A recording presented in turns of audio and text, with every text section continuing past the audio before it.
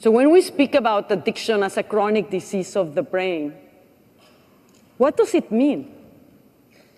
How does it help us explain the devastating changes in behavior of a person that's addicted, where even the most severe threat of punishment is insufficient to have them stop taking drugs, where they are willing to give everything they care for in order to take a drug? How does that dysfunction in the brain help us understand that? Well, to start with, we've known for many years that all of the drugs of abuse that produce addiction, all of them, whether it's legal or illegal, all of them increase dopamine in brain reward regions, activating them. And that, in turn, motivates our actions, which explains why behaviors that are rewarding have been used by nature in order to ensure that we survive as an individual and as a species. And that's why food is so rewarding. That's why sex is rewarding, so we can survive and procreate. And drugs hijack that system. Dopamine enables us and modulates our behavioral choices, our ability to change our behavior when the environment changes so that we can optimize our actions, to sustain effort, to resist immediate rewards, to delay gratification, to be able to conceive a goal for our future and to carry it through. And drugs disrupt that.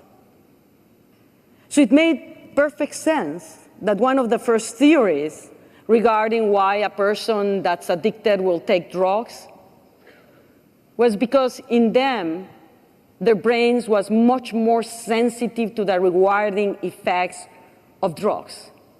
In other words, in them, the drugs will produce much larger increases in dopamine than in a person that was not addicted, which will then explain their enhanced motivation for taking the drug.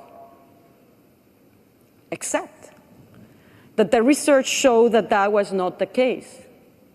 In fact, it showed that the opposite appeared to be true, that people that were addicted to drugs showed much lower increases in dopamine when they were given the drug than those that were not addicted. And this was completely counterintuitive. You're addicted, the addicted person has less increases in dopamine with the drug, and we're saying that the ability of drugs to increase dopamine in reward regions is why we take them. So why would an addicted person even bother to take the drug? And as counterintuitive as this may seem, it was actually very consistent with what we had started to learn about how the dopamine cells in our brains respond to reward. And this was actually a very, very unexpected finding that was first reported by Wolfram Schultz, who showed that in animals, when you give an animal a reward, their dopamine cells fire. But with repeated administration of that reward, the dopamine cells stop firing to the reward, but instead fire when they get exposed to the conditioned stimulant that predicts the reward. And what is a conditioned stimuli?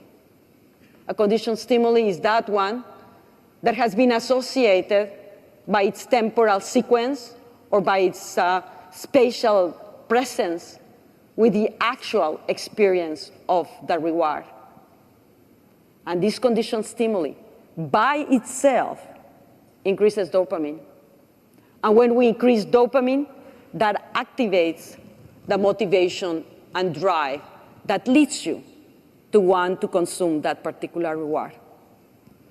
So, by being conditioned, you will engage that motivational system that is anticipating to receive a reward so that you can ensure to do the behaviors and procure the reward.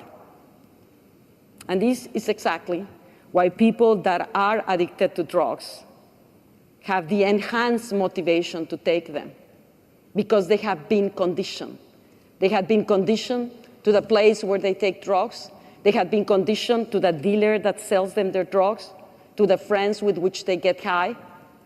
They had been conditioned to the emotional states that precedes the anticipation of get that drug. And this drives their behavior.